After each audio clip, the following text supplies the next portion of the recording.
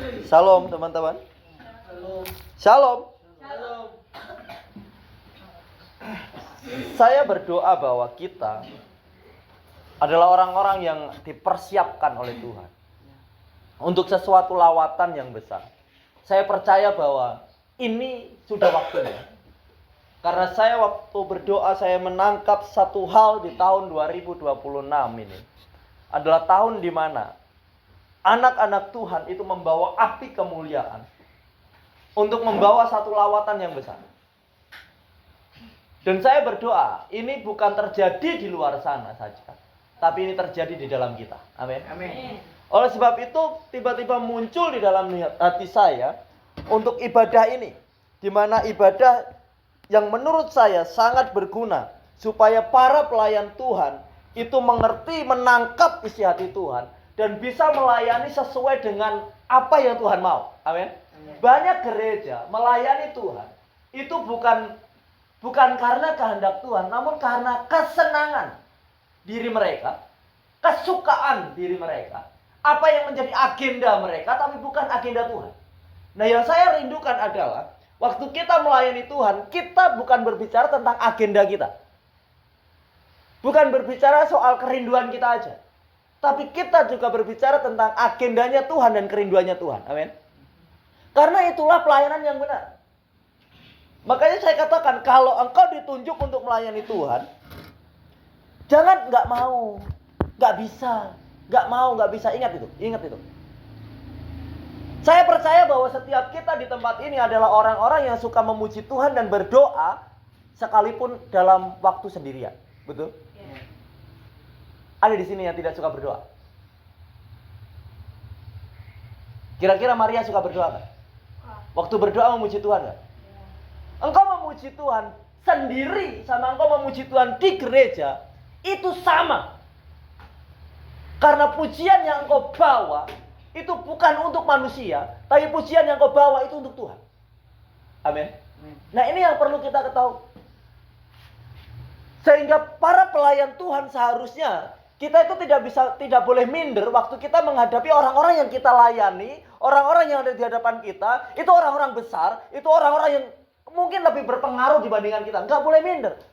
Karena apa? Waktu engkau di tempat tersembunyi, engkau nyanyi bagi Tuhan, engkau di tempat yang ramai pun, engkau nyanyi untuk Tuhan, bukan untuk dia. Bukan untuk manusia.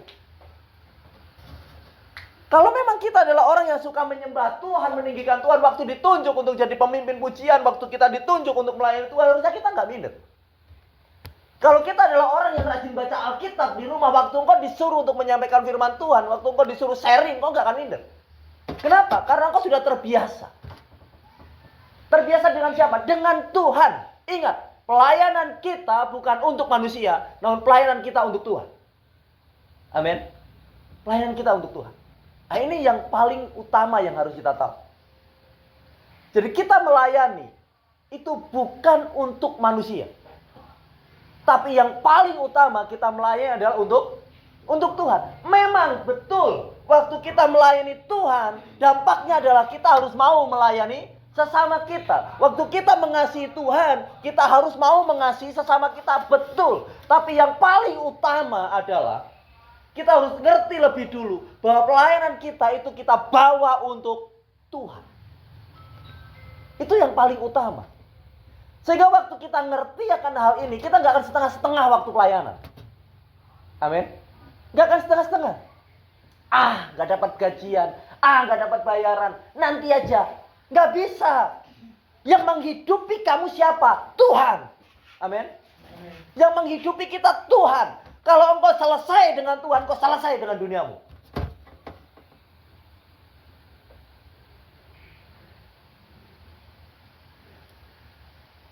Waktu kita selesai dengan Tuhan, kita selesai di dunia ini. Betul?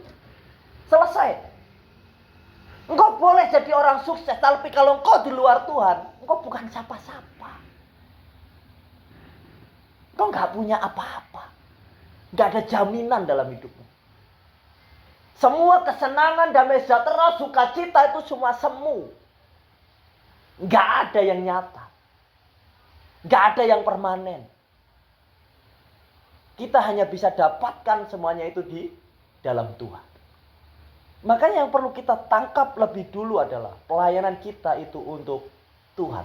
Digaji nggak digaji, capek nggak capek, sakit nggak sakit, kalau kita ngerti ini, maka kita akan tetap jalan dan kita akan tetap melayani Tuhan.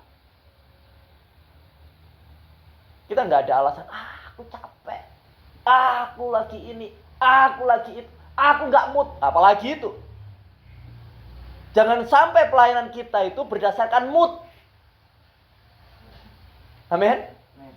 Pas moodnya baik, pelayanannya baik, sukacita. Pas moodnya nggak baik, suka-sukanya.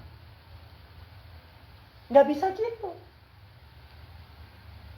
Pelayanan kita juga nggak bisa didasari dengan kondisimu saat ini. Nggak bisa. Aku habis berantem dengan mamaku, habis berantem dengan istriku, habis berantem dengan suamiku. Jadi pelayanannya multimedia, Mbak Pipit. Ya kan? Karena habis berantem dengan Mas Saril. Jadi multimedia sambil gini. Jadi berkat gak? Enggak jadi berkat. Akhirnya lagunya apa? Yang dipejet apa? Nah ini masalah. Pelayanan kita itu tidak bergantung dengan kondisi kita saat ini. Amin. Pelayanan kita harus berdasarkan dari kesadaran kita bahwa kita butuh Tuhan dan kita mau mempermuliakan nama Tuhan. Cuman itu aja. Nah ini yang saya rindukan supaya tidak terjadi dalam gereja kita, yaitu kehilangan api dalam pelayanan. Jangan kehilangan api dalam pelayanan. Yuk kita buka Roma 12.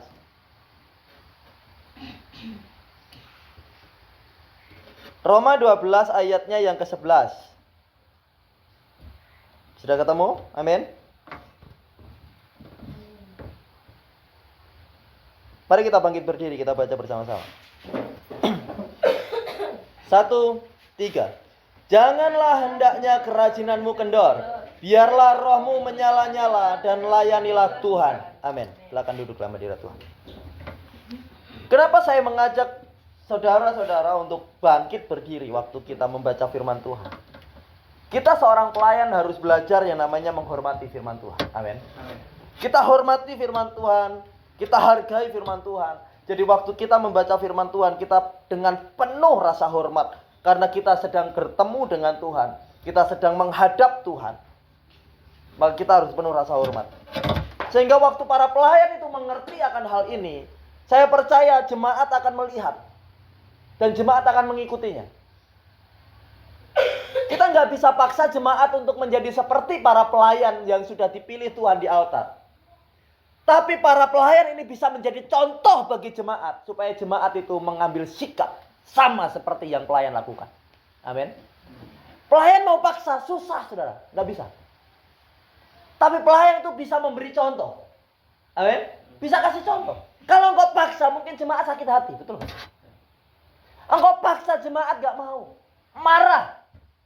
Karena segala sesuatu yang dipaksakan itu pasti nggak enak.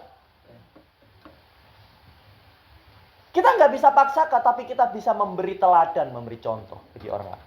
Alkitab katakan, janganlah hendaknya kerajinanmu kendor, biarlah rohmu menyala-nyala dan layanilah Tuhan. Ini harus terjadi dalam kehidupan para pelayan.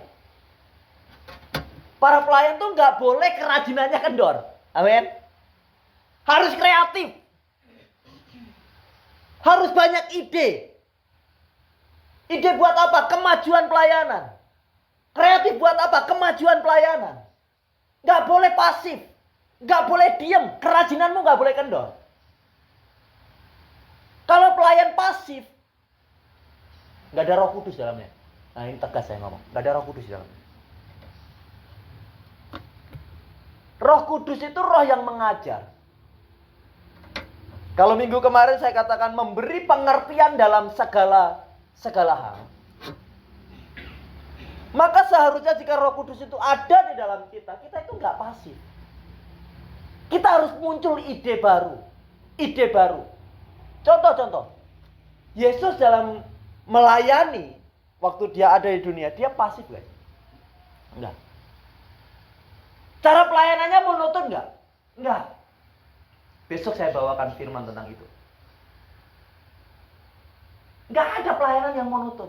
Begini ya udah, begini aja terus, begini terus. Enggak. Yesus waktu mendoakan orang buta, ada satu momen dia mendoakan, cuman dia berkata, sembuh karena imanmu yang menyembuhkan. Tapi ada momen di mana dia harus ngaduk tanah dengan ludahnya. Betul? Betul. Dioleskan di matanya, baru orang itu bisa melihat. Kreatif gak sih? Kreatif sekali. Ada ide baru gak? Ada ide. Tuhan sedang mau memberikan gini. Sebenarnya bisa nggak Yesus asal ngomong sembuh? Bisa nggak? Bisa. Tapi Yesus sedang mau ngajar kita semua yang akan menjadi pelayan-pelayan Tuhan untuk apa? Kreatif. Nggak begini-begini aja. Ya kalau mendoakan orang kesurupan, udah nyanyi dulu, setengah jam nyanyi, setengah jam berdoa, capek. Bener gak sih? Nah itu pola yang sekarang, yang dari dulu sudah terbangun. Tapi apakah harus seperti itu terus? Enggak. Enggak seperti itu. Doakan orang sakit. Apakah harus selalu kita bawa pujian dulu? Kita tumpang tangan baru sembuh. Apakah harus seperti itu terus? Enggak. Satu ketika ada seorang anak muda datang di kita. Dia ikut ibadah. Waktu dia ikut ibadah, tiba-tiba Tuhan berbicara bahwa di dalam dirinya ada kuasa kegelapan. Selesai ibadah saya panggil sini. Saya berdoa berdoa. Berdoa dalam nama Tuhan Yesus. Selesai ibadah. Selesai ibadah. Enggak pakai pujian. Enggak pakai apa. Langsung doa dalam nama Yesus. Keluar. Dia bergetak. Besoknya dia mengalami satu perubahan dalam hidupnya. Dalam dirinya. Tadinya dia itu sakit. Maaf. Saya harus ngomong. Dia itu sakit habis operasi. Terus setelah operasi. Itu kena sampai ke alat. Sehingga waktu dia berjalan itu sakit. Kena celana itu sakit. Ini laki-laki. Terus setiap jam-jam begini kesakitan. Tidur itu nggak bisa pakai kain. Harus. Karena sakit. Waktu berdoa tiba-tiba Tuhan kasih tahu. Dia sedang mengkonsumsi atau minum sesuatu yang bukan daripada aku. Saya tanya, kamu minum apa? Obat? Tidak. Terus? Oh ada, minum air yang didoakan. Selesai. Jangan minum lagi. Besoknya, sakitnya itu belum sembuh total. Dia datang lagi, jam begini, dia datang. Malam begini. Saya, sebagai orang yang sering melayani doa pelepasan, dengan pola yang sudah ada, ngerti maksud saya pola yang sudah ada? Pujian dulu. Pasar roh dulu, betul ya? Habis itu baru tangking, kan begitu? Saya juga waktu itu mau begitu. Saya masuk ke kamar, ambil minyak urapan, mau ambil gitar, supaya istri saya bawa pujian. Setelah itu baru kita peperangan. Waktu saya ambil minyak urapan, baru saya semprot minyak urapan di tangan saya. Tiba-tiba Tuhan bicara. Tidak usah nyanyi. Tidak usah heboh. Saya tanya terus gimana Tuhan? Yakinkan aja imannya. Waktu dia percaya, suruh dia pegang tangan kirimu. Sebab pengurapanku ada di situ. Dan dia akan sembuh. Di luar daripada pola yang selama ini saya kerjakan. Saya keluar kamar, saya bilang, kamu yakin kamu sembuh malam ini? Gak akan kumat lagi. Yakin. Kamu biasanya gak bisa apa? Pakai celana jeans. apalagi yang ketat, sakit. Saya bilang pulang dulu, kamu ambil celana. Setelah itu datang lagi. Jadi datang saya tanya, kamu yakin kamu sembuh hari ini? Yakin. Kalau yakin, kamu pegang tangan kiri saya. Habis itu kamu ganti. Dia pegang tangan kiri saya cuma bilang dalam nama Yesus, saya cuma kerjakan apa yang Tuhan mau loh ya. Enggak berdoa aneh-aneh, saya cuma kerjakan apa yang Tuhan mau.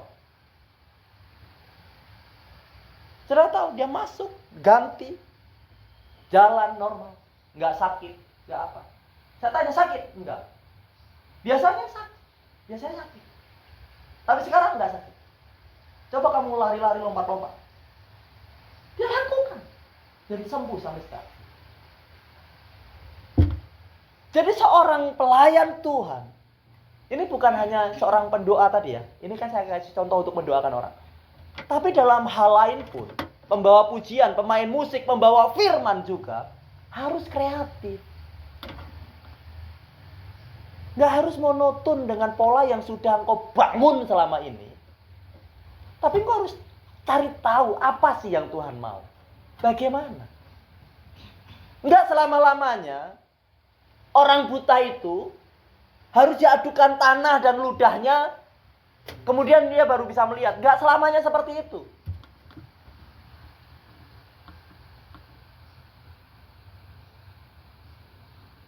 Tapi ada hal-hal yang Tuhan mau kerjakan.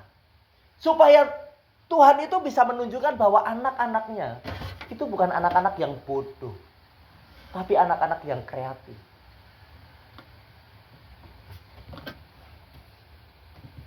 Ada seorang hamba Tuhan, namanya Elia atau Elisa, saya lupa. Antara mereka berdua. Satu ketika ada seorang yang meninggal, dan cara dia menghidupkan adalah dengan cara dia tidur di atasnya. Waktu tidur di atasnya, dia hembuskan nafas, betul ya? Kisahnya seperti itu. Elia ya, dia hembuskan nafas, kemudian bangunlah orang yang mati itu, hidup kembali. Tapi di zaman perjanjian baru, Yesus menyembuhkan, membangkitkan orang mati. Dia cuma berkata, Lazarus, keluar. Orang-orang bingung, ngapain ini orang sudah di kuburan suruh keluar. Keluar nggak? Keluar. Kok nggak pakai dihembusin nafas lagi? Nah itu loh, Tuhan itu mau kasih tahu kita harus kreatif. Cari tahu kehendak Tuhan. Kita jangan terpaku dengan yang namanya pola. Nah ini besok khotbah saya itu, jangan terpaku dengan pola. Ini saya kasih contoh bagaimana Tuhan itu ngajar. Supaya anak-anak Tuhan itu nggak terpaku dengan pola-pola yang ada. Nah gereja itu terlalu banyak begitu, terpaku dengan pola. Tapi hari ini saya nggak banyak ngomong tentang itu. Ingat, kita itu nggak boleh kendor. Kerajinannya nggak boleh kendor. Kita harus jadi orang yang penuh dengan kerajinan. Waktu Tuhan mau membangun bait Allah, perhatikan perjanjian lama. Tuhan itu punya selera yang luar biasa. Betul ya? Sehingga Tuhan menurunkan roh kerajinan kepada orang-orang yang dipilihnya. Supaya apa? Membuat apa yang Tuhan mau. Nah, pelayan Tuhan itu harus seperti itu. Saya berdoa kita semua adalah orang-orang yang kreatif di hadapan Tuhan. Amin. Dan yang berikutnya adalah, biarlah rohmu menyala-nyala dan layanilah Tuhan. Syarat melayani Tuhan itu dua ini. Masih banyak yang lain, tapi dua ini aja yang mau saya bagikan. Yaitu kreatif dan roh yang menyala-nyala. Kalau engkau sudah kreatif dan rohmu menyala-nyala, baru engkau layak disebut pelayan Tuhan.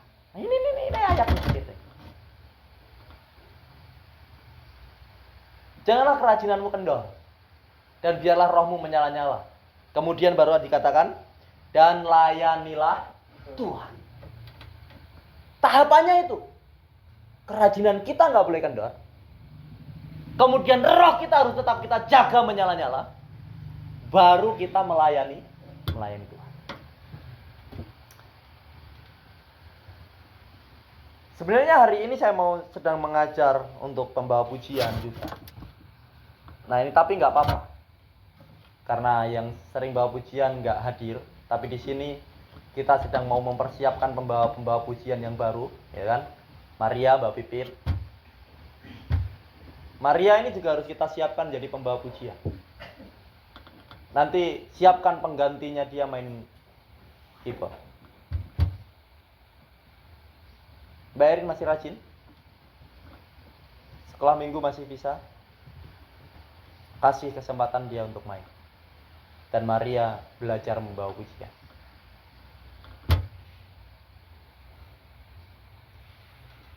Pembawa pujian itu nggak boleh kendor rohnya. Bawa pujian begini. Kalau kira-kira tanggapan jemaat gimana? Halo. Ulang lagi. Shalom. Halo. Beda kalau shalom. Jemaat itu rohnya juga langsung bangkit. Jadi jangan, kita dipanggil Tuhan jadi pelayan Tuhan bukan untuk jadi orang yang menye-menye. Harus jadi orang yang semangat di dalam Tuhan. Berapi-api gitu loh. Makanya saya kalau khotbah itu orang bilang saya bentak-bentak, gak apa-apa. Saya mau roh saya menyala-nyala. Berapi-api. Terserah orang mau bilang saya emosi apa. Ya saya gak emosi. Saya terbawa dengan apa yang di dalam diri saya. Sehingga cara penyampaian saya untuk menyampaikan firman Tuhan seperti itu. Saya nggak bentak-bentak kalian, tapi saya melakukan ini supaya kalian juga nggak tidur. Jadi seperti itu, bahwa pujian itu jangan lemes. Kalau yang bawa pujian lemes, jemaat lemes nggak? Lemes. Otomatis. Kalau pembawa firman lemes, yang mendengarkan lemes nggak? Lemes. Makin hari itu harus makin di-upgrade. Kita nggak boleh ngomong, Tuhan kan melihat hati. Manusia memang melihat apa yang ada di depan mata, tapi Tuhan melihat hati. Ini andalan para pelayan Tuhan. Betul, andalan ini, andalan. Kenapa? Kalau salah nggak mau mengupgrade diri. Jadi ayat penyanggahnya cuma itu. Tuhan itu melihat hati. Yang penting kan saya punya hati untuk melayani. Gak apa-apa suaraku fales-fales lari ke sana ke sini, gak apa-apa. Terus gak mau belajar, gak usah, kan Tuhan melihat hati. Bodoh namanya. Ya kan? Nanti kalau jemaat bosan dengerin suaramu yang seperti itu, kabur semua, yang tanggung jawab siapa? Jadi harus diupgrade. Amin. Harus diupgrade. Belajar. Hari pertama, hari kedua, ketiga, keempat, kelima, mungkin masih fals-fals, gak apa-apa. Tapi harus terus mau berlatih. Dilatih terus. Belajar terus. Sampai benar-benar kita itu bisa menyanyi dengan baik. Harus les gak? Gak perlu. Kalau gak ada uangnya. Kalau ada uangnya ya silakan. Ya kan gitu. Kalau ada uangnya silakan. Kalau nggak ada uangnya nggak usah dipaksakan. Saya percaya Tuhan itu memampukan bagi orang-orang yang mau. Amin. Waktu kita mau, Tuhan memampukan kita. Pasti dimampukan. Nah begitu juga pembawa firman. Harus upgrade diri. Ya oke, sekarang kalau yang mendengarkan cuma emak-emak, bapak-bapak yang nggak ngerti apa-apa, kamu khotbah salah-salah pun nggak apa. Betul? Tapi kalau yang semakin hari kamu lihat jemaat yang ada itu orang-orang pintar semua. Orang-orang berpendidikan semua, terus kamu nggak mau upgrade diri. Ya bosan. Khotbahnya itu aja. Itu aja. Bahas ayat ini, larinya ya itu aja. Ayat ini yang itu lagi. Gak ada isinya sama sekali. Karena isinya sama. Ngerti maksud saya? Jadi khotbah minggu ini, minggu depan, minggu berikutnya. Ayatnya beda-beda. Tapi isinya sama terus. Kira-kira bosan gak sih? Bosan.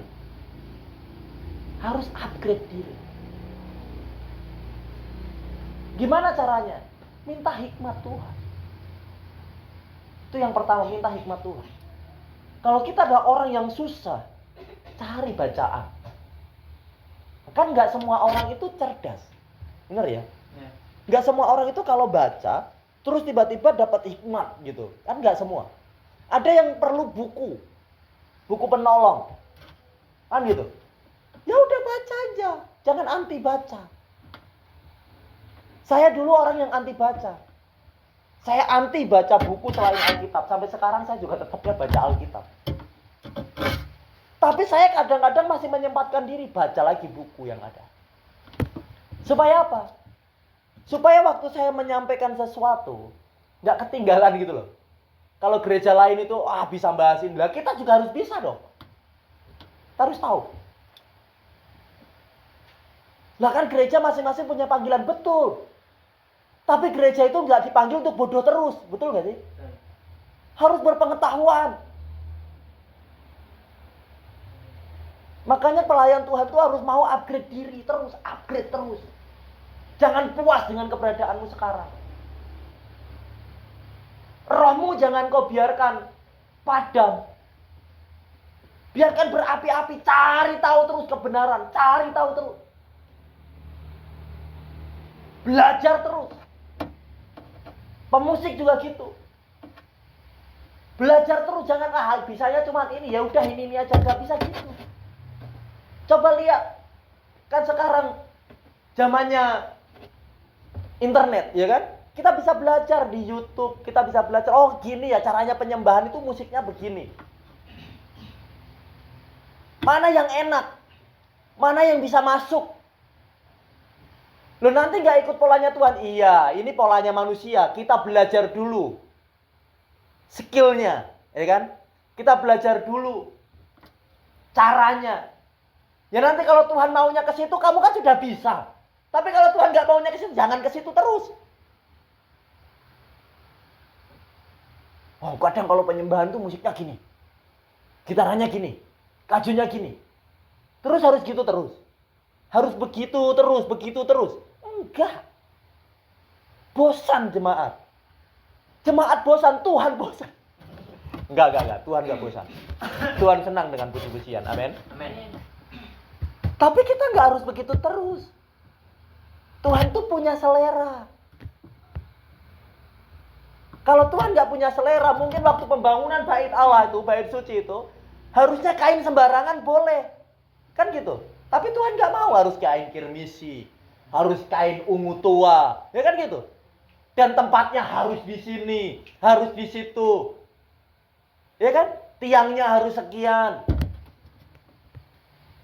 Tuhan tuh punya selera.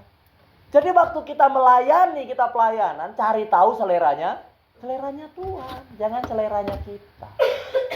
Karena seleranya kita itu belum tentu sama dengan seleranya Tuhan. Belum tentu. Jadi mari kita ingat-ingat. Kita pelayanan itu harus kreatif dan roh kita harus menyala-nyala. Kalau berdoa itu jangan lemas. Banyak orang berdoa, Tuhan Yesus, terima kasih. Salah nggak? Nggak salah. Tapi berdoa tetangganya sampai nggak dengar. Padahal ini di ibadah doa. Ada nggak yang begitu? Kalau ada bertobat. Jadi waktu kita ada dalam ibadah doa, sudah ditunjuk untuk berdoa, wah berdoanya pelan sekali. Tuhan, saya bersyukur, terima kasih. Nggak salah, bagus, engkau bisa berdoa. Sampai orang lain yang mau nyambung doamu itu nggak tahu, ini sudah amin belum ya, sampai begini-begini. Sudah amin belum? Lagi-lagi, ayat sanggahannya adalah Tuhan melihat hati. Mau kosong. Bilang aja kamu malas, malu didengar orang. Gak gitu. Gini. Saya ajar berdoa. Bukan berarti doa saya paling benar. Tapi paling tidak bisa buat setan ketakutan. Amin. Kita berdoa dalam nama Yesus. Begitu loh. Setan tuh langsung takut waktu mendengar suaramu begitu. Bukan dalam nama Yesus. Setannya ngapain lo?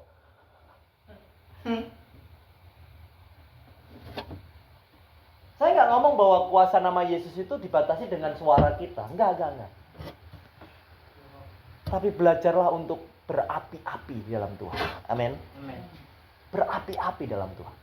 Memang kuasa Tuhan itu nggak dibatasi suara yang lembut, suara yang keras, nggak dibatasi itu. Tapi kita itu tahu kok sama sesama kita. Coba bayangin, Maria kalau teriak itu kerasnya seperti apa? Telinga tetangga itu sakit semua, betul nggak sih? Waktu berdoa kira-kira kerasnya seberapa? Nah itu maksudnya. Ini contoh, Maria buat contoh ya. Karena kamu yang paling kecil. Kalau kita dalam hal-hal duniawi, kita bisa keras. Dan itu menyukakan setan. Dalam hal rohani, kita juga bisa keras. Semangat. Dalam nama Yesus. Segala kuasa-kuasa kegelapan yang ada, aku hancurkan dalam nama Yesus. Segala kuasa-kuasa yang ada, aku hancurkan dalam nama Yesus. Saya tanya, ngapain? Kamu aja ngomong ragu-ragu, ya kan? Ragu-ragu kenapa? Ragu-ragu nanti salah didengar orang, aku malu lah, kan ragu-ragu. Makanya ngomong dalam nama Yesus. Aku usir setan. Ya ampun Tuhan. Dan gitu. Dalam nama Yesus. Semua kuasa kegelapan, kuasa setan, kuasa roh teritorial aku hancurkan di dalam nama Yesus. Nah, begitu. Sekali lagi saya katakan, saya tidak sedang membatasi kuasa Tuhan. Tapi saya sedang mengajar kita untuk kita berapi-api dalam Tuhan. Amin. Berapi-api dalam Tuhan. Jadi jangan jadi orang yang lemah. Saya katakan minggu lalu toh, semakin kita membiarkan diri kita lemah, semakin kita mengizinkan setan menghancurkan hidup kita. Tuhan gak mau anak-anaknya jadi lemah. Makanya Paulus ngomong, sekalipun tubuhku, ya kan, jasmaniku menjadi lemah, tapi rohku, kehidupan rohaniku tidak semakin lemah, tapi semakin kuat. Saya tuh senang, saya waktu melihat ada satu persekutuan doa. Ini persekutuan doa, bukan persekutuan kami.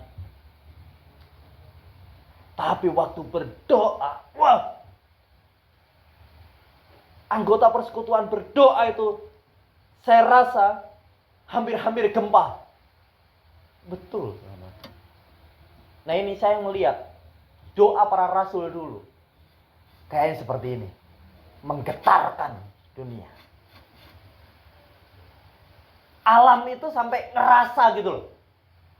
Jadi waktu saya dengarkan itu anak perempuan berdoa. Wih, dia berdoa dalam nama Yesus. Dan kata-katanya itu, wah indah sekali.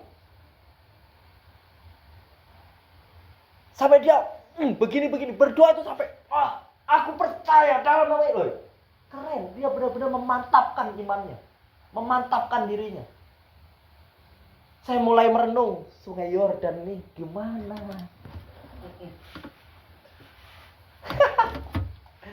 Saudara, saya mau kasih ingat. Kita memulai di sini dengan roh. Jangan mengakhiri dengan daging. Kita memulai tempat ini dengan tanda mukjizat kuasa terjadi. Jangan makin kesini kuasa gak terlihat, mukjizat gak ada, tanda-tanda gak ada. Itu artinya kemerosotan terjadi. Kekristenan itu seperti itu. Coba lihat sejarah gereja. Nah ini jangan terjadi sama kita. Sejarah gereja. Berapi-api. Betul? Berapi-api mujizat Tuhan terjadi, kisah di para rasul. Mujizat Tuhan terjadi. Terus berlanjut. Akhirnya tidak percaya mujizat lagi. Betul?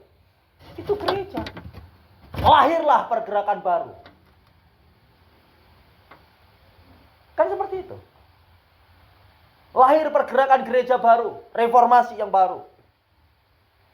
Mulai lagi, mujizat terjadi. Setelah itu berlanjut puluhan tahun. Nggak percaya lagi. Mujizat, kuasa, karunia nggak berjalan lagi.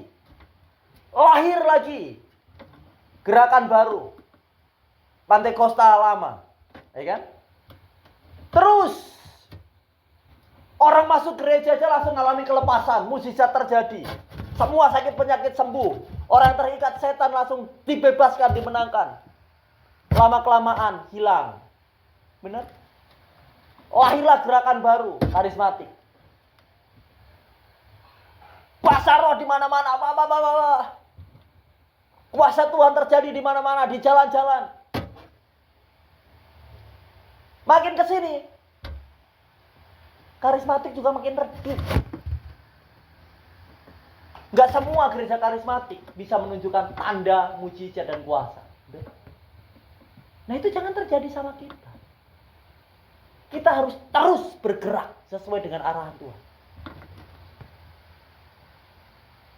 Gereja ini adalah gereja yang Tuhan mulai. Tuhan yang mulai, bukan kita. Dan kita harus terus bergerak sesuai dengan apa yang Tuhan mau. Waktu kita bergerak sesuai dengan apa yang Tuhan mau, tanda, kuasa, mujizat itu akan terus berjalan. Terus berjalan. Dan ini bukan hanya harus terjadi dalam satu orang. Tapi kita semua yang ambil bagian dalam pelayanan harus bisa ini. Amin.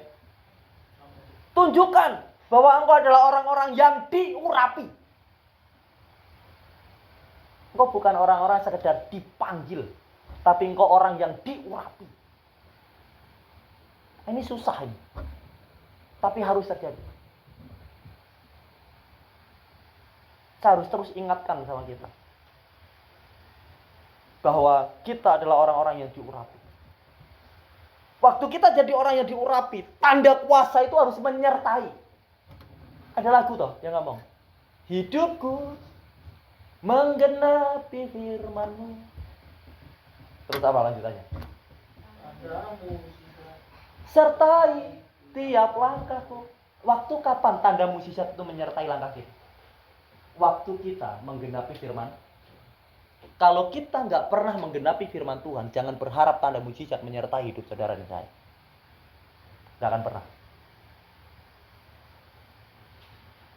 Orang yang suka berbicara Injil dengan orang lain, dia akan disertai tanda mujizat. Percaya itu. Ini percaya. Ini janji Tuhan.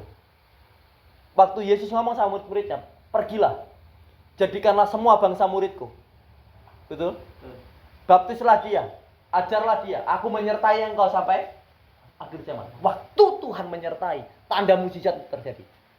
Tanda mujizat terjadi kapan? Tanda mujizat terjadi waktu engkau mau beritakan Injil. Kita boleh pelayanan apapun, tapi kalau kita tidak suka berbicara Injil,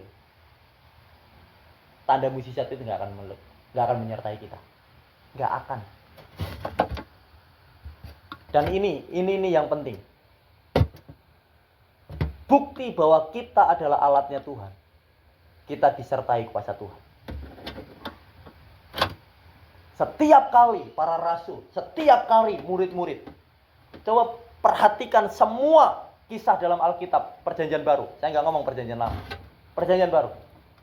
Dari para rasul murid Yesus sampai murid-murid mereka, sampai murid-murid yang lain yang tersebar luas, mereka selalu disertai dengan tanda.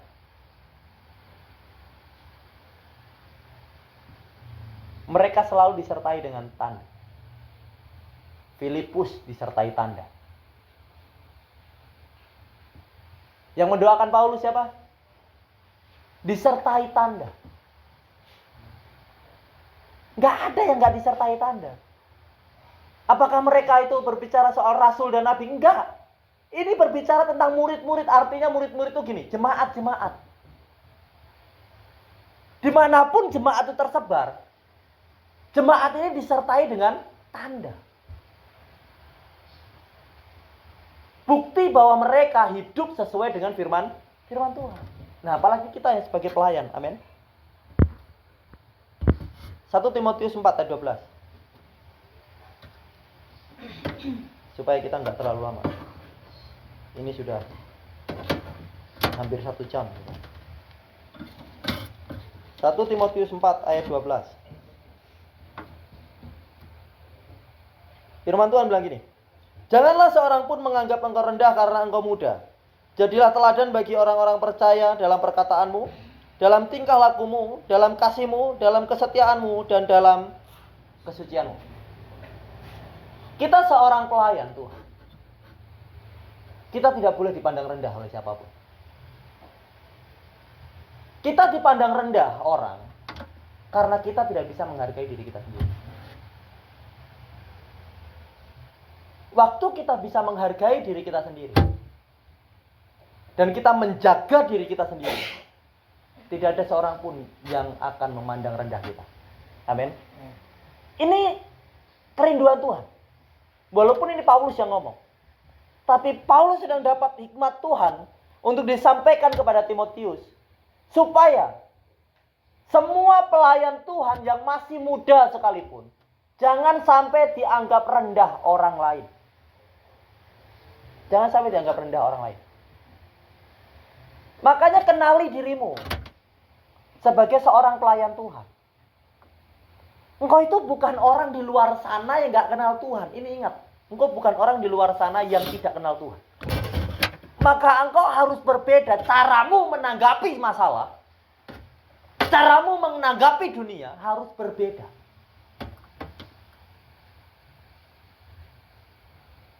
Waktu engkau dicaci maki, dunia mengajarkan supaya engkau balas caci maki. Betul?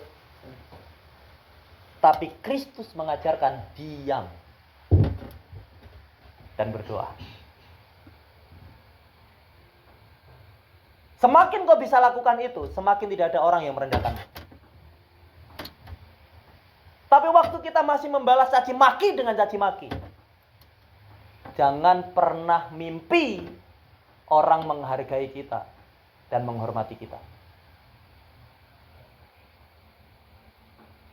Kecuali engkau tiba-tiba menjadi orang kaya baru. Betul? Kalau engkau dan saya bukan orang kaya, cara satu-satunya supaya kita tidak direndahkan orang adalah hidup sesuai kebenaran firman Tuhan.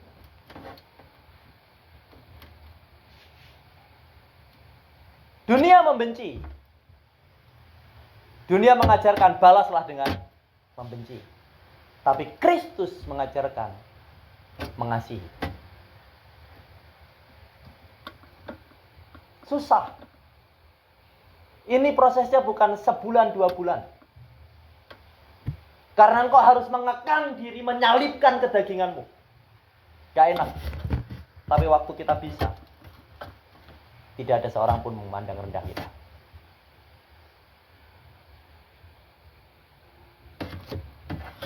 Ini nih yang Paulus katakan gitu.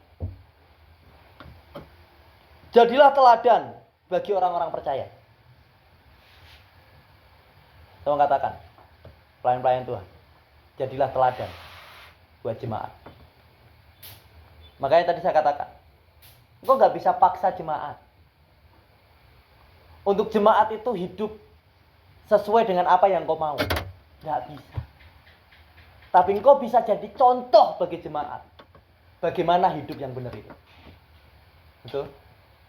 Waktu engkau paksa jemaat, kamu harus begini. Jemaat akan lihat, lah kamu sudah bisa lakukan. Betul? Kamu bisa lakukan nggak? Kamu jangan jadi orang jemaat itu kalau mau ibadah, kita ibadah jam 4. Ya jangan terlambat. Lah kamu bisa nggak? Sebagai pelayan. Atau kamu tepat waktu hanya pas kamu melayani aja.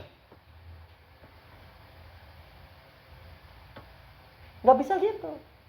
Kita bisa kasih contoh. Kita melayani nggak melayani. Karena kita adalah orang yang mengenal Tuhan. Kita orang yang dipanggil Tuhan jadi pelayan Tuhan. Sekalipun nggak dapat jadwal, kita harus datangnya. Jangan terlambat.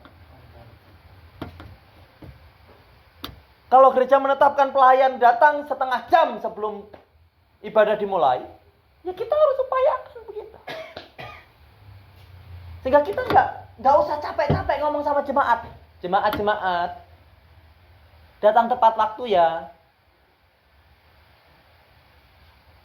Teman-teman datang tepat waktu ya. Ya mereka lihat, kamu aja sering terlambat. Ngajak saya tepat waktu. Enggak deh. Nggak akan bisa, susah.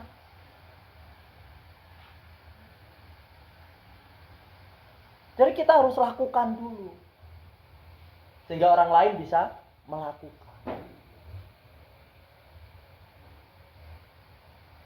Jemaat harus rajin baca Alkitab. Lah kamu lopong-lopong nggak baca Alkitab di rumah? Jangan-jangan kamu baca cuma waktu kamu semangat, moodmu baik. Kalau nggak baik, nggak baca. Ya susah, cuma susah juga untuk ikuti. Suruh berdoa. Lah kamu rajin doa nggak? Makanya saya katakan, kita nggak bisa paksa jemaat.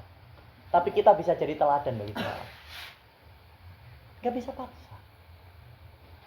Oh kalau ada ini, kamu harus peduli ya dengan sesamamu. Lah kamu peduli nggak dengan orang?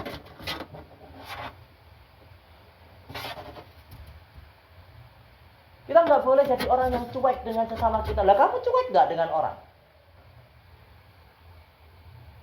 Kita harus bergaul dengan banyak orang supaya nama Tuhan dipermuliakan. Lah kamu bergaul nggak dengan orang?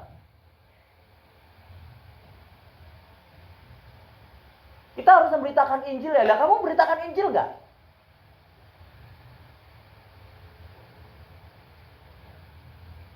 Susah ya jadi pelayan ya. Tapi harus begitu. Kira-kira siapa yang panggil kita jadi pelayan Tuhan? Kita milih sendiri untuk jadi pelayan Tuhan atau kita dipanggil Tuhan? Nah ini pertanyaan saya. Kalau engkau dipanggil Tuhan, jangan pernah coba-coba lari dari panggilan. Kalau nggak mau mati konyol.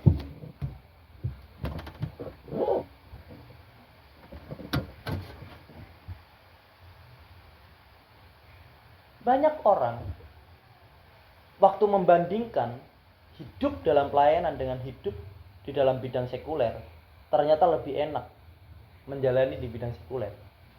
Dia lupa panggilannya.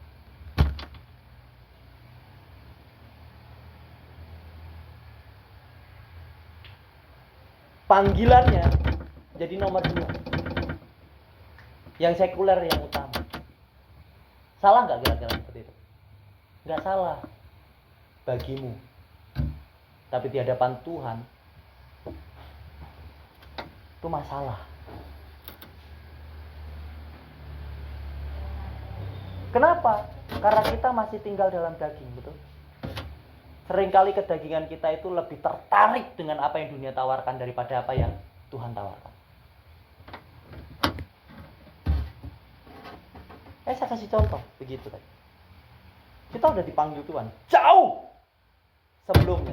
Tuhan sudah berbicara tentang kita. Kamu akan jadi ini, kamu akan jadi seperti ini. Tapi hidup di jalannya Tuhan itu susah. Sering kekurangan, sering kelaparan, ya, yang sudah pernah mengalami, ya kan? Sering kelaparan, kesusahan, capek, menderita. Tiba-tiba dapat kerjaan, ada uangnya. Awalnya sih bagus, berjalan bersamaan. Bisa melayani, bisa bekerja. Bisa bagi waktu dengan baik awalnya. Lama-lama dia takut terlambat di pekerjaan sekuler, tapi nggak pernah takut terlambat dalam pelayanan.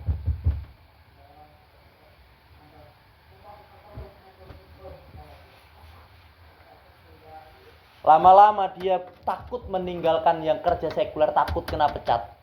tapi tidak pernah takut meninggalkan pelayanan. Ini orang-orang yang sedang menuju kepada kebinasaan. Loh, tapi kan masih pelayanan. Nanti saya kasih tahu ayatnya. Sebentar lagi. Saya masih mau berbicara tentang ini masalahnya. Jadi hati-hati. Iblis sedang mencoba untuk membelokkan kita. Ini zaman akhir, teman-teman. Ini yang perlu kita tahu. Ini zaman akhir. Kedatangan Yesus itu sudah benar-benar dekat sekali. Kita nggak pernah tahu kapan. Tapi saya benar-benar merasakan bahwa kedatangannya itu sangat dekat. Kenapa? Semua tanda sudah kelihatan. Semua tanda sudah kelihatan. Tinggal beberapa aja yang belum. Kita sedang menuju itu. Jadi hati-hati. Jangan sampai kita yang melayani, kata Paulus, kita yang memberitakan Injil, tapi kita sendiri yang tertinggal. Jangan. Jangan kita jadi seorang pelayan yang malah tertinggal. Kan waktu kita nonton film pengangkatan itu, pernah nonton ya? Jemaatnya diangkat, pendetanya ketinggalan, ada tak? Nah, kita jangan yang seperti itu. Jangan yang begitu. Makanya kita harus terus melatih diri, koreksi diri. Wah, kalau begitu saya nggak mau pelayanan. Nah, itu terserah. Semakin kau tinggalkan panggilanmu, semakin kau mendekati maut. Tadi saya itu lihat tulisan di pinggir jalan waktu perjalanan dari Semarang. Hati-hati, di depan maut sedang menjemput. Saya baca ini tulisan kurang ajar sekali. Bukannya hati-hati jalan rusak atau apa gitu kan. Dia bilang hati-hati, di depan maut sedang menjemput katanya. Wah, ini bahaya ini.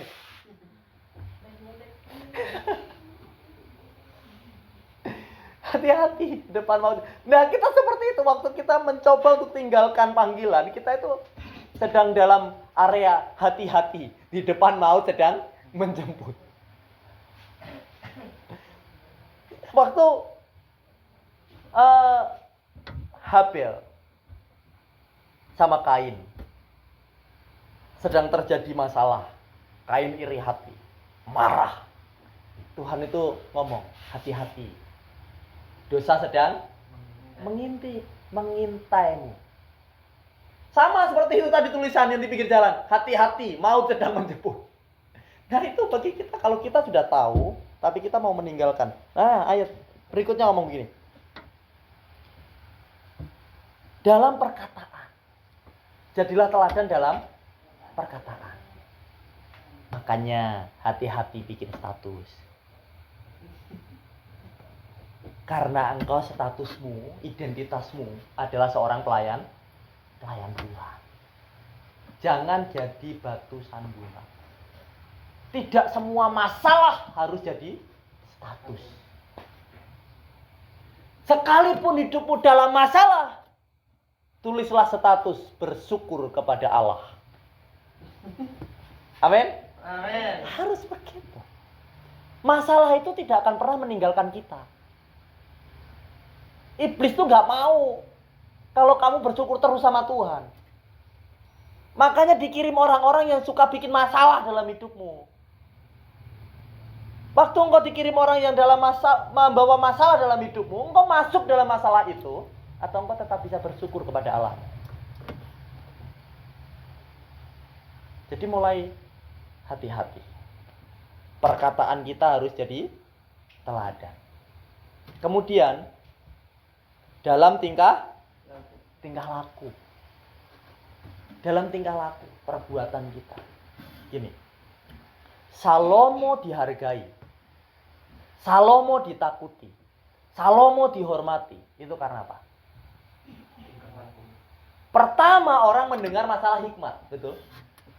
Kedua, waktu orang datang di tempatnya Salomo, di kerajaannya Salomo, dia bisa melihat orang-orang di dalamnya, hamba-hambanya Salomo, tingkah lakunya semua baik sekali.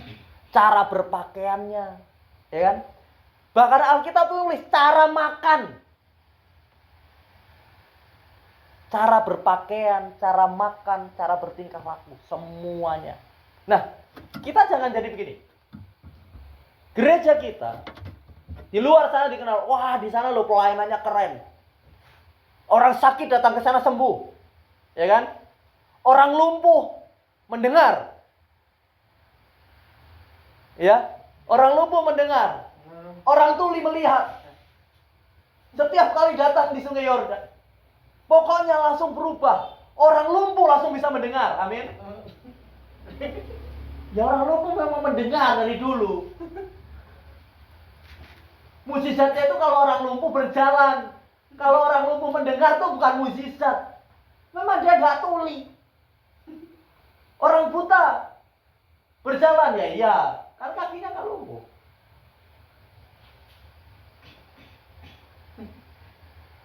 Orang tuli melihat ya iya, kan matanya tidak buta.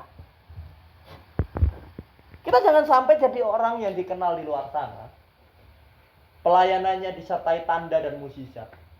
Tapi waktu orang mencoba datang ibadah di tempat kita, semua amburadul nggak jelas. Ngerti maksud saya? Tunjukkan bahwa kita adalah orang-orang yang tinggal di dalam Tuhan. Bagaimana? Cara bertingkah laku kita harus jadi teladan. Harus jadi teladan. Kemudian yang berikutnya adalah kasih. Dalam kasih. Kita harus memiliki kasih. Jangan kalau ada orang baru ke gereja, lama nggak pernah kelihatan, terus kita, kemana aja lu? Tumben ke gereja. Itu kata-kata menyakiti. Jangan. Sambut aja, halo, Tuhan berkati ya. Puji Tuhan, kita sama-sama lagi. Udah selesai. Jangan bilang, tumben. Wah, itu menyakiti tuh. Itu menyakiti. Kemana aja kamu selama ini? Gak pernah kelihatan. Tumben sekarang kelihatan. Nah, kayaknya gak bermasalah, sepele. Tapi itu menyakiti. Itu membuat orang langsung minder. Wah, saya baru mau berangkat, baru berangkat aja diginikan. Beda lagi kalau kita ngomong, halo, gimana kabarnya, puji Tuhan ya, kita sama-sama lagi. Minggu depan datang lagi ya. Itu orang langsung merasa, wah aku diterima nih. Aku diterima. Nah itu cara kita mengasihi. Yang berikutnya, kesetiaan. Setia dengan istrimu. Setia dengan suamimu. Setia dengan pelayananmu. Setia dalam panggilanmu. Setia dalam segala hal. Jangan setia dengan dosa. Ya kan? Jangan setia dengan dosa. Setia dengan istri, setia dengan suami, setia dengan pelayanan. Setia dalam panggilan. Setia. Setia itu bukan hal sepele, susah. Susah sekali. Susah enggak buat setia dengan istrimu? Lumayan. Susah enggak buat setia dengan istri? Enggak susah ya? Enggak tergoda lagi ya? Susah enggak buat setia dengan suami? Kadang suami jengkelin, tiba-tiba ada laki-laki lain yang perhatian, ya kan? Rasanya langsung, wah saya salah pilih suami. Kayaknya yang satu ini lebih perhatian. Coba belum menikah sama kamu, saya terima yang ini. Setia. Belajar setia. Bagaimanapun kondisi, kita harus belajar. Supaya orang lain lihat, wah, sekarang ya, setelah jadi Kristen, gitu, hidupnya luar biasa baik. Padahal masalah ada terus. Masalahnya ada terus. Tapi karena selalu bersyukur, setia, orang ngelihatnya luar biasa ya. Terberkati nggak dengan hidupnya? Terberkati mereka. Orang-orang yang habis ketahuan selingkuh, ya kan? Datang sama kamu, gimana mbak, caranya mbak? Ya setia aja. Walaupun setia itu susah, balik aja nggak apa-apa. Kalau kamu masih cinta dengan suamimu, tapi memang seharusnya nggak boleh cerai. Ya kan bisa begitu. Padahal di rumah berantem terus suami istri. Tapi kita bisa cerita sama orang. Karena orang lain gak pernah melihat bagaimana kita ribut. Bagaimana kita mau mencoba untuk selingkuh. Bagaimana kita mencoba untuk mengkhianati. Gak pernah. Sehingga waktu keluarga lain dalam masalah, kita dicari. Kita jadi solusi. Kita tempat berbagi. Kalau ada gereja lain dalam masalah, ada orang tanya, gimana pelayananmu? Wah, pelayanan saya begini, baik-baik aja. Semua berjalan karena Tuhan begini. Padahal dalam dunia pelayanan ada masalah nggak? Banyak. Ya kan? WL-nya nggak cocok dengan pemain musik. Sering nggak? Sering. Pembawa firman nggak cocok sama jemaat. Sering nggak? Sering. Tapi jangan sampai terlihat di luar sana. Jangan gara-gara jemaat gak cocok dengan pembawa firman, terus pembawa firman, aku mau pindah aja lah, gak mau pelayanannya. Begitu juga jangan jemaat, aku gak mau lagi lah pelayanan gak mau lagi lah ikut gereja di situ. Kenapa? Pembawa firmannya jengkelin. Setia dalam panggilan, setia dalam pelayanan. Tapi jangan setia dengan dosa. Nah ini nih yang penting. Dalam kesucian. Seorang pelayan Tuhan harus menjaga yang namanya kesucian. Kekudusan. Tapi saya percaya waktu kita bisa menjaga perkataan, kita bisa menjaga tingkah laku, kita bisa berlaku setia, maka lama-lama kita akan hidup di dalam kesucian. Betul? Kalau perkataanmu baik, tingkah lakumu benar, kamu bisa suci nggak? Bisa. Cuman beberapa hal yang perlu dihilangkan. Minum, mabuk, rokok, ya kan? Ya. Tinggal itu aja. Tapi secara tingkah laku perkataan kan sudah baik. Kalau engkau mau sempurna, kata Yesus, waktu ada seorang anak muda datang, gimana caranya supaya aku bisa meroleh hidup yang kekal bisa ini? Yesus bilang apa? Lakukan segala perintah Tuhan. Dia tanya, apa itu Tuhan? Kasihilah sesamamu, hormatilah orang tuamu, gini dan itu. Semua sudah aku lakukan. Kalau engkau mau setia, engkau mau sempurna, juallah semua milikmu dan ikutlah aku. Betul ya? Betul. Kalau engkau mau sempurna dalam pelayanan, tinggalkan semuanya itu. Dan ikutlah Tuhan. Percayalah, orang yang selama ini memandang rendah kita akan tiba-tiba, wah keren. Nggak bisa disepelekan ya. Dulu siapa sih yang nggak nyepelekin saya? Kan gitu. Males lihat saya. Nggak ada yang suka. Tapi saya lihat bagaimana Tuhan bekerja dalam hidup saya. Sekalipun di tempat kelahiran saya kurang dibutuhkan. Kayaknya. Tapi tetap dicari orang. Ya kan itu. Tapi di mana-mana kita itu dibutuhkan. Karena kita adalah terang dan kita adalah garam. Amin. Amin. Di sekitarmu kayaknya nggak dibutuhkan. Di tempat lain kok dibutuhkan. Jadi sebenarnya kalau orang percaya itu nggak perlu takut kehilangan pekerjaan. Karena pasti akan ada orang cari. Orang akan cari kamu supaya kamu kerja. Karena kamu adalah orang yang bisa dipercaya. Kalau hidupnya sudah benar. Kita itu akan dicari pekerjaan, bukan kita yang sibuk nyari pekerjaan harusnya. Kita yang akan dicari oleh berkat, bukan kita yang sibuk mencari berkat. Kalau kita hidup benar. Makanya pelayan Tuhan itu harus jaga kesucian, kekudusan. Ya, kalau nyupir luar kota kan banyak godaan. Mampir warung. Ya, kopi tubruk kan gitu. Minum kopi sambil nubruk kan gitu ya. Setelah melayani Tuhan, ya ngopi aja nggak usah nubruk kan gitu loh. Kesuciannya harus dijaga.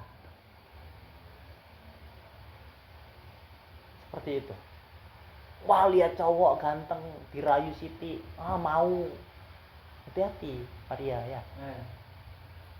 Ini jangan dikit-dikit dikit-dikit kena rayu, dikit-dikit kena gombalan. Terus iya, jaga kesucian dan kekudusan.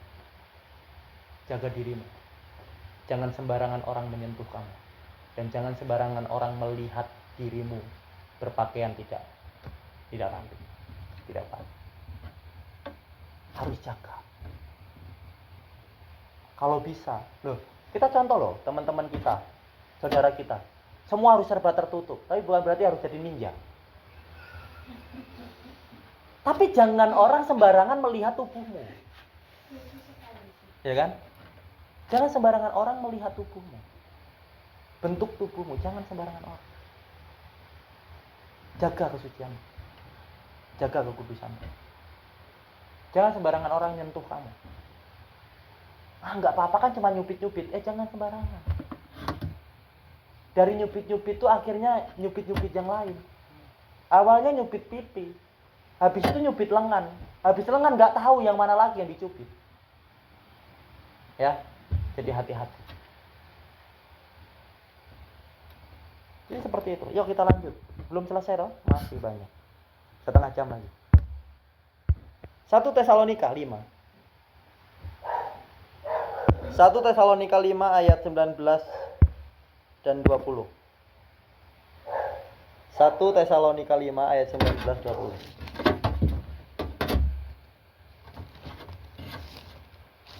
Udah ketemu?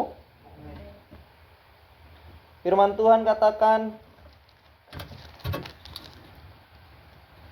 janganlah padamkan roh dan janganlah anggap rendah nubuat-nubuat.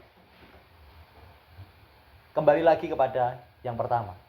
Jangan pernah memadamkan roh. Harus terus berapi-api. Caranya gimana? Engkau nggak bisa sendirian untuk membuat dirimu berapi-api, nggak bisa. Engkau perlu adakan satu pertemuan seperti ini. Kita itu seperti HP ya. Kalau dipakai terus, lama-lama baterainya habis gak? Habis. Butuh dicas lagi gak? Butuh. Caranya ngecas gimana? Adakan pertemuan. Adakan pertemuan sesama pelayan. Nyanyi, nyembah Tuhan sama-sama. Muji Tuhan sama-sama. Kalau ada yang dapat pesan Tuhan untuk disampaikan, sampaikan. Supaya yang lain itu dicas lagi. Disemangatin lagi.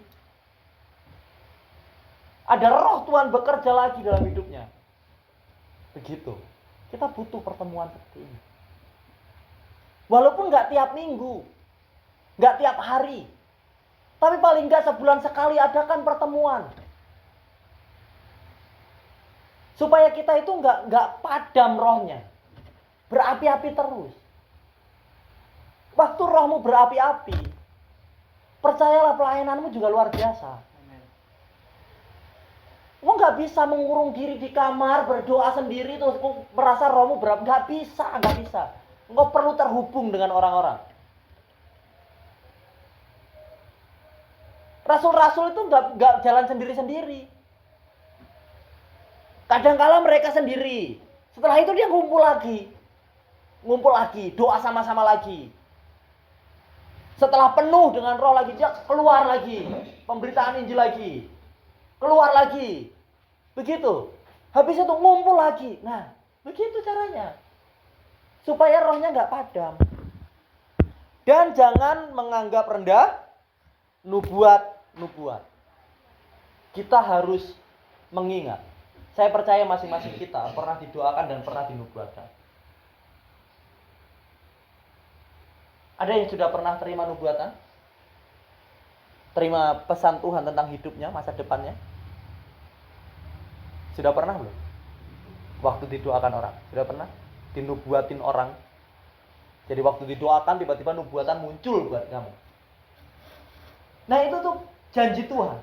Jangan dianggap sepele. Kita jangan nggak mungkin lah, bukan nggak mungkin. Mungkin sekali. Orang menubuatkan itu nggak sembarangan. Ada dorongan roh. Jadi nubuat itu nggak sembarangan berkata-kata. Makanya hati-hati. Kita nggak bisa ngomong asal nubuatan tahun ini begini. Jangan. Kalau bukan kamu terima, Jangan coba-coba untuk mengajarkan. Nanti salah maknanya.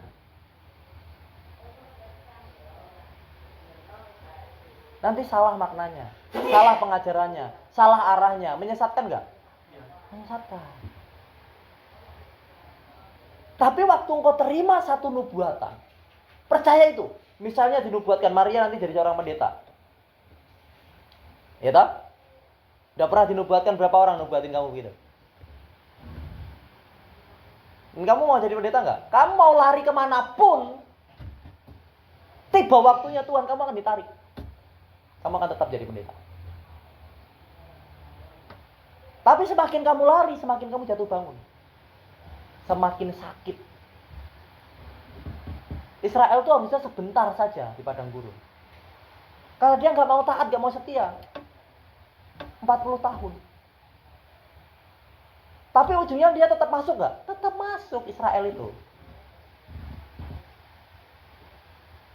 Walaupun terputar-putar lama sekali. Harus berganti berapa generasi. Nah, waktu kita menangkap, misalnya, saya kasih contoh Maria aja. Maria ini sudah dinubuatkan untuk jadi seorang pendeta. Ya dia harus mempersiapkan diri. Jadi pendeta itu gimana? Gak ada pendeta yang tidur-tidur. Cuman makan tidur, tiba-tiba jadi pendeta. Bisa nggak? Ya nggak gitu. Bisa aja. Cuman nggak seperti itu caranya. Menjadi seorang pendeta itu harus gimana? Belajar peduli dengan jemaat. Ada jemaat sakit. Yo, ayo kita kunjungi yuk. Walaupun yang besar-besar belum punya ide, belum punya inisiatif buat kunjungi. Orang yang dinubuatkan menjadi seorang pendeta, dia harus belajar bagaimana hidup seorang gembala, bagaimana hidup seorang pendeta. Pelajari dari mana? Dari internet kan banyak. Pelajari cara hidup seorang gembala, cara hidup seorang pendeta. Gimana caranya? Oh, harus peduli dengan jemaat. Oh, harus rajin baca Alkitab. Oh, harus rajin berdoa. Oh, harus begini. Lakukan itu. Sehingga engkau mempersingkat prosesmu. Dan engkau akan dengan cepat untuk memperoleh nubuatan itu. Jangan anggap sepele nubuatan. Ini ayat terakhir. Lukas 12. Setelah ini kita berdoa. Lukas 12 ayat 48.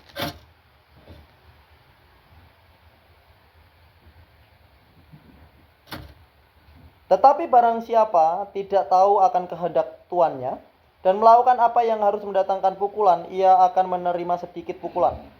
Setiap orang yang kepadanya banyak diberi, daripadanya akan banyak dituntut. Dan kepada siapa yang banyak dipercayakan, daripadanya akan lebih banyak lagi dituntut. Saya mau bilang gini, tuntutanmu dengan tuntutan jemaat itu beda. Kita yang di tempat ini tuntutannya lebih besar. Makanya hati-hati dalam kita hidup. Karena engkau adalah orang-orang yang sudah dipanggil untuk menjadi pelayan. Orang lain begini boleh. Kenapa saya nggak boleh? Karena tuntutanmu lebih banyak. Engkau sudah tahu duluan.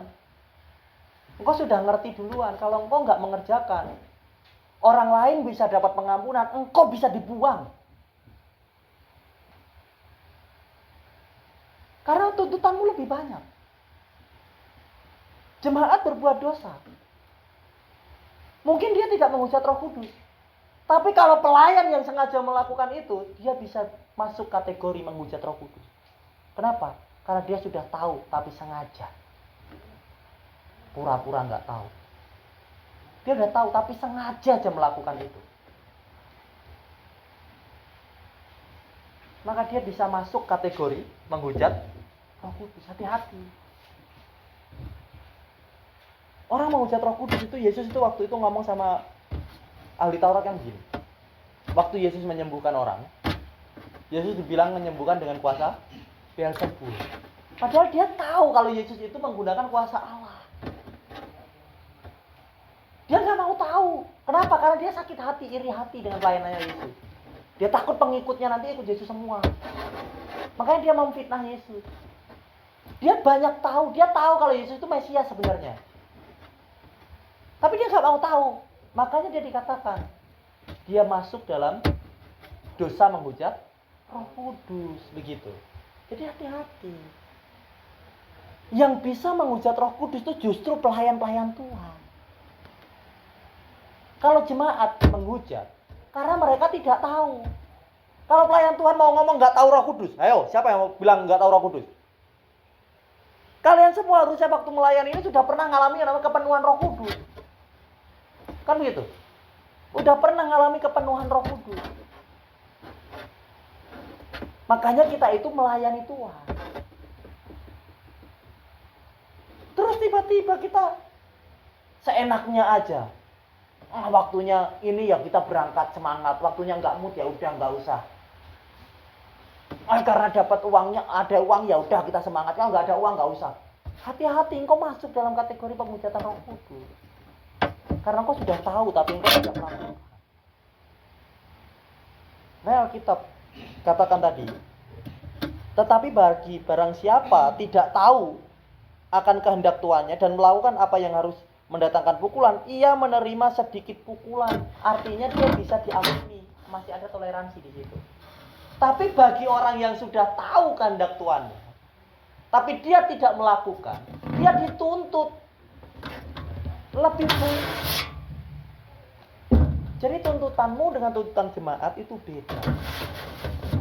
Jangan pernah samakan. Kalau jemaat melakukan ini itu, terus kamu harus boleh melakukan ini itu. Gak bisa. Hidupmu harus jauh lebih baik, lebih benar, lebih sempurna. Makanya saya katakan, kita sebagai pelayan Tuhan, yang lalu saya sharing sama Sid, jangan sampai orang lain melihat celahmu. Jangan sampai orang lain melihat celahmu. Apalagi orang-orang yang kamu pimpin. Apalagi orang-orang yang kita layani. Jangan sampai melihat keburukan kita, celahnya kita. Engkau boleh punya masa lalu yang buruk, tapi waktu engkau masuk dalam sebuah pelayanan, jangan sampai ada orang bisa melihat keburukan. Jangan sampai orang melihat celah untuk menjatuhkan. Jangan sampai. Makanya Paulus katakan, jangan seorang pun menganggap engkau rendah. Engkau harus bisa jaga dirimu. Pastikan bahwa engkau lebih baik, lebih benar, lebih sempurna dibandingkan orang-orang yang kau pimpin. Harus seperti itu. Baik dalam beribadah, baik dalam pelayanan, baik dalam bersosial, baik dalam pemberitaan Injil. Kita harus jauh lebih baik dibandingkan orang-orang yang kita pimpin. Amin. Oke, Tuhan Yesus memberkati. Mari kita datang pada Tuhan dan